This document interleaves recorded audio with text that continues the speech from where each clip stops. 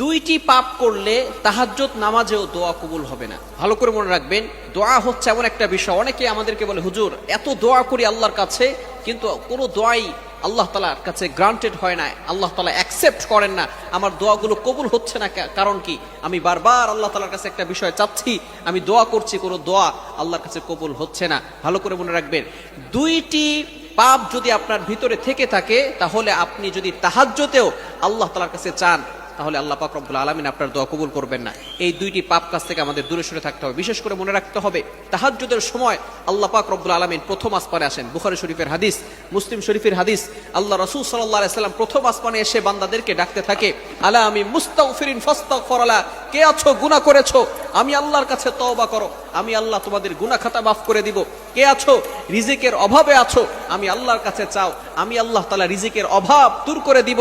কে আছো সম্পদ চাও, আমি আল্লাহ তাআলা সম্পদের ব্যবস্থা করে দিব। কার কি চাওয়া পাওয়া আছে সব আমি আল্লাহর কাছে চাও, আমি আল্লাহ তাআলা তোমাদের চাওয়া পাওয়া কবুল করব।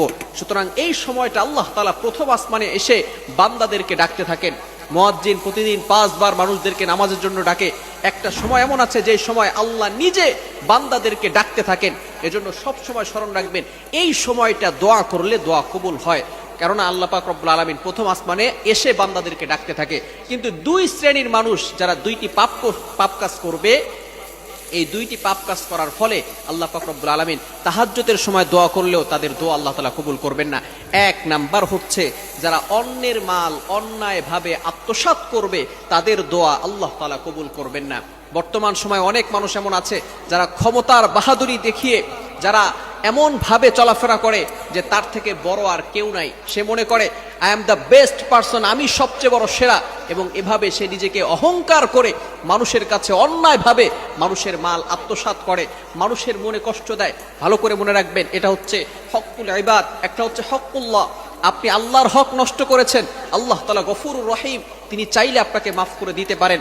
আল্লাহ তাআলা আপনি নামাজ পড়েন নাই, আল্লাহ তাআলা মাফ করে দিতে পারেন। আপনি রোজা রাখেন নাই, আপনি হজ করেন নাই, আল্লাহ তাআলার ইবাদত করেন নাই, আল্লাহ তাআলা গফুরুর রহিম, আপনাকে চাইলে মাফ করে দিতে পারেন।